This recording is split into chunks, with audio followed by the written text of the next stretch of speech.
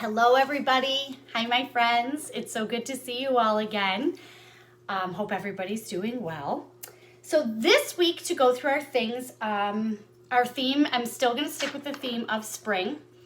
I feel like there's just so many different things that we can do with spring, and there's so many things we can do outside. If you haven't done the scavenger hunt that I sent, that's really a fun one. I love the ones that my friends have sent to me and showed me the things that they found in their little writing sentences. There's so many awesome things out there, and the weather has just been great. We have a couple chilly days, but it's been really wonderful. So we're going to keep talking about spring. Raz Kids, there's a bunch of spring books that I added into all of your accounts. So if you go to the rocket ship that says assignments, there's a bunch of spring books in there for you to listen to and to read and answer questions about. So that's super fun. So today, boys and girls, this week we're still going to be talking about spring, and I'll be putting out things every day for you guys to keep working on, little activities and fun things to do. For our math activity this week, we're going to review coins and money. I know that when we talked about presidents, we talked about paper money, and we talked about coins, and we talked about some of the presidents that were on some of the coins. So bear with me because I don't have any of my stuff here at home with me. So I've kind of just been making stuff up on my own to try to make it great for you to see it. So Claire kind of helped me with this and using her Chromebook to talk about the different coins.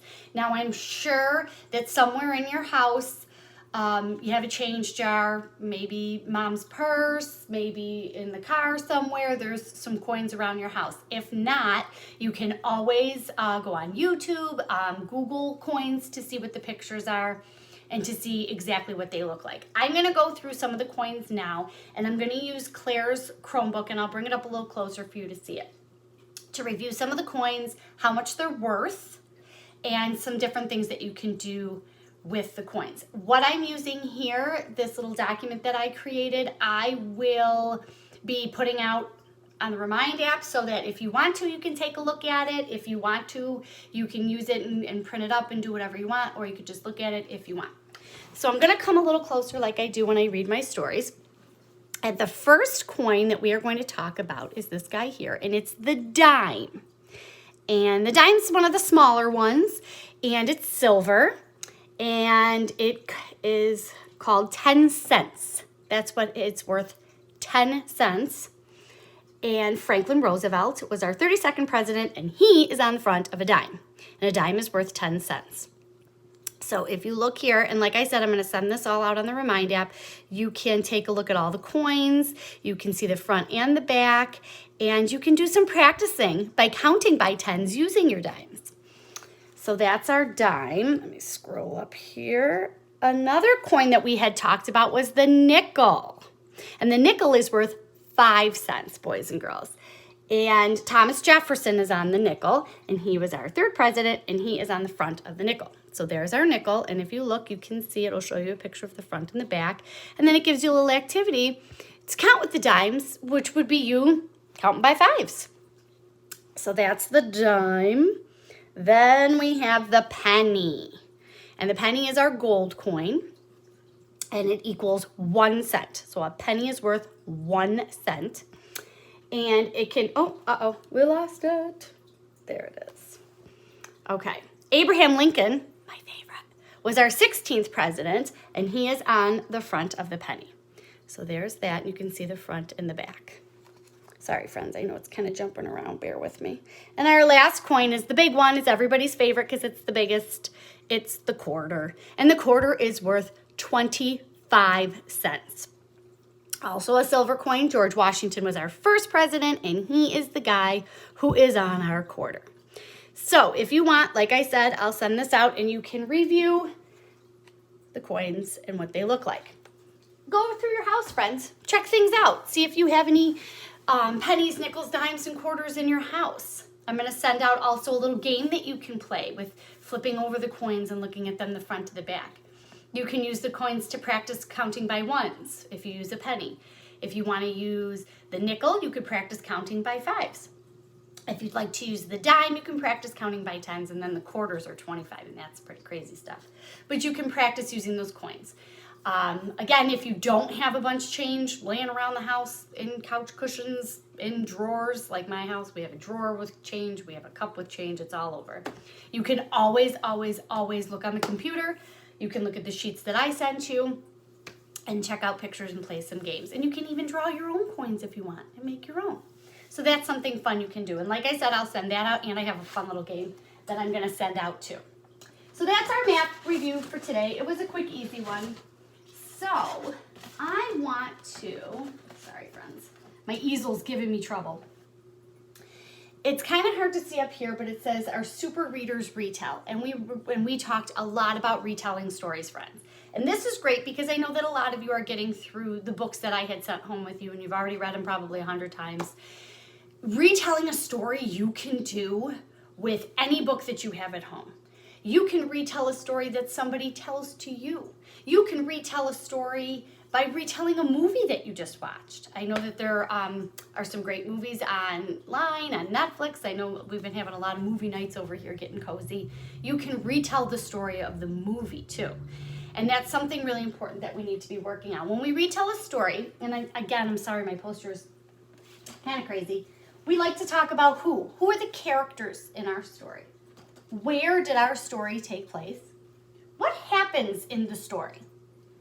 You want to tell it in order. And remember those words that we use, friends. First, next, then, and last. We use those words a lot. And how do the characters feel, and why? Why do they feel that way? So I have a really great story that is one of my kids' favorites. Doesn't go with our theme again, but it's really a great story, I promise. I think my friends, you guys are really gonna like it. While I'm reading today, I want you to be listening to try to be able to retell the story when it's done. So after I'm finished reading together, we'll kind of retell. We're looking for who our story is about, where did my story happen, what happened in the story, what happened in order, first, next, then, and last, and how do the characters in my story feel? So I'm gonna come down here so you can all see. And this was a really cute story that Mr. Komazinski's grandparents, his grandma, actually got for Claire when she was born. So this is a real good one. We love this one. Little Rhino Has No Horn. And it was written by Terry Steck and illustrated by Jim Steck. And it really is a great story. And I see on the front here, I see somebody sad. So here's my character already, and I have a feeling that my character's gonna feel a little sad in our story. And I wonder why. I can make a prediction by looking at the cover and seeing Little Rhino Has No Horn. I wonder if he's sad because he doesn't have a horn. So we're gonna have to read to find out why he's so sad. Let's see, who is our publisher here? All right, I am reading this with the permission of Karen Hunter Media Publishing. So, Little Rhino rushes from his bed to the mirror. He hopes to see a horn on his nose, just like all of his friends have. Oh, we have lots of feelings in this story. Little Rhino has no horn. I feel lonely, said Rhino with a sigh. Why don't I have a horn? When he wipes the tears off of his face, Little Rhino has a big idea. I will find a horn. I will find a horn that's just right for me. Little Rhino eats his breakfast, brushes his teeth, and runs into town. Oh boy. He scurries into the first store that he sees. Little Rhino hears a playful piano, guitars, and drums. Welcome to my music shop, said Mr. Lion. How can I help you today? I need a horn, Little Rhino says hopefully. You've come to the right place, said Mr. Lion. I have so many horns here. Do you want a long horn or short horn? Do you think this is really the horn that rhinos are supposed to have? I don't think so. Little Rhino is not sure. Please choose one that's best for me, he says. Mr. Lion chooses a bright new horn for Little Rhino and puts it into a big blue bag. And Little Rhino hurries home to try on his new horn. I wonder how this is going to go. In front of the mirror in his room, Little Rhino sets the shiny smooth horn on his nose. Little Rhino is not pleased. This doesn't look like the horn my friends have, Little Rhino says to himself. I'm going to have to try again tomorrow. The next day, little Rhino jumps out of bed. He quickly eats his breakfast, brushes his teeth, and he dashes into town and darts into the second store he sees. Little Rhino spies bouncy balloons, gifts, and candy. Welcome to my party palace, says Mr. Giraffe. How can I help you today? I need a horn, little Rhino says joyfully. I need a horn with a pointy end. He is sure he will get the horn he wants this time. You've come to the right place, said Mr. Giraffe. I have many horn shapes here. Do you want a thick horn or a thin horn? Little Rhino was not sure. Please choose whichever one is best for me, he says. Mr. Giraffe chooses a zany new horn for Little Rhino and puts it into a pretty purple pouch. And Little Rhino zips home to try on his new horn. How do you think he's going to feel about this horn? Let's see. In front of the mirror in his room, Little Rhino stares at the rainbow color horn on his nose. Little Rhino is not pleased.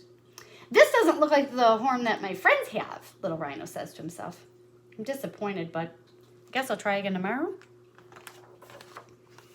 The next day, Little Rhino bounces out of bed, gobbles down his breakfast, brushes his teeth, and he speeds into town and slips into the third store he sees. Little Rhino breathes in sweet smells of delicious desserts. Welcome to my ice cream shop, says Mrs. Elephant. How can I help you? I need a horn, Little Rhino says happily. I need a horn with a pointy end and only one color. He is sure that the third time is a charm.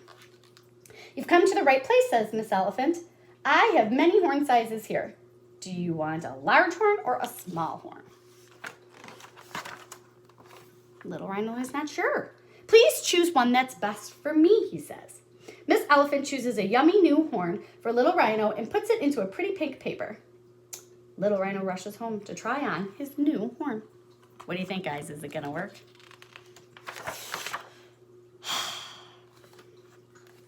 I can tell my character doesn't look real happy, does he? In front of the mirror in his room, Little Rhino scrapes the shivery cold off of his nose. Little Rhino is not pleased. This doesn't look like the horn my friends have, Little Rhino says, weeping. I will not try again tomorrow. I guess I'll just never have a horn. For a while, Little Rhino rolled out of bed, ate some of his breakfast, and brushed his teeth. The next day, in the mirror across the room, Little Rhino sees something different about himself. Carefully, he walks closer to the mirror. What do you think is going to be different, friends? I have a horn! Little Rhino shouts in amazement. I have a horn, just like my friends. Little Rhino is glad his new horn seemed to grow overnight. I thought I had to find a horn, Little Rhino said to his friends. But instead, my horn found me. There's Oliver. He wrote his name up here. So it's a cute story about our little rhino friend finding his horn, and it ends happily. And I love any story that has a happy ending. So let's try to retell our story using my, let me say a little poster here. Who was our story about, boys and girls? Who was our main character? It was Little Rhino. And where did our story take place? Now, this is one of those stories where it took place in a couple different places, didn't it? Our setting was his house was one place because he kept getting up, eating breakfast there and brushing his teeth. And then it was all the different places that he went. I'm trying to not hit this ball. So, and we can talk about all those different places when we say what happened. First, Little Rhino woke up, remember? And he was sad because he still didn't have his horn. Next, he went to a music shop. He went to a party palace. Now look what I'm doing, boys and girls. I'm looking back in my story and I'm looking back at the pictures to help me retell my story and find my answers. Is that okay? It sure is. We did that in our centers, didn't we? You can always go back if you have a question about what you read to help you look back in the story. And that didn't work. Then he went to the ice cream shop. I miss going to the ice cream shop. And that didn't work. And then finally, last at the end, his own horn grew. And then if I want to talk about how our characters feel and why, he had a lot of different feelings, didn't he? He was sad in the beginning. Then he was excited when he thought he was getting a horn. Then he wasn't real happy. Then he was, then he wasn't. And then he was nervous. And then how did he feel at the end, friends? He was very, very happy at the end because he finally got his horn. So you can use all those things to retell your story. So that's what I want you guys to kind of do the next couple of days is read some stories with your family. Or even if you don't have that many books, just watch a movie and retell all of these things. Who is in your story? Where did it take place? What happened? Use those words to tell it in order. First, next, then, and last. And tell us how your characters were feeling. Use those details to retell it. First, little Rhino woke up. He was very sad that he didn't have his horn. Next, he tried to go to all different places and buy a horn to stick on there. Then that didn't work at any of those places, did it, friends? And last, he woke up and his horn was there. And he felt fantastic at the end. So you're going to work on that all throughout the week. And later in the week, I'm going to send you another little organizer that you could work on and that you could use. So this week you have some fun things coming your way. I have the coin game that I'm going to send to you guys. A little corn activity if you want to work with that. Another lesson from Mrs. O'Malley. I love her lessons. They were great. Gratitude was last week and that was awesome. We'll be doing some rainbow writing with our sight words this week. Make another spring activity. So there's going to be some cool stuff coming your way this week. So it'll be exciting to work on that. Keep working on your math morning workbooks, boys and girls. You can do just 1 page a morning if you'd like. If you want to do 2, that's fine too. Keep writing stories if you can. And the activities that I send out. And if you have any questions, let me know. And please, please, please keep the emails and the pictures coming. I want to see your faces. I'd like to see your work. I'd like to see whatever. But keep them coming, friends, because I miss you guys. And you're really doing a great job. I'm so proud of all of you. I really, really am. I just keep saying that to my children and Mr. Kolmazinski, that I'm so proud of my class, that everybody's working so hard. And I love hearing from you all. So have a wonderful week, boys and girls. Enjoy the spring. Read lots of books and do lots of retells. And I can't wait to hear from you all soon. Bye, friends.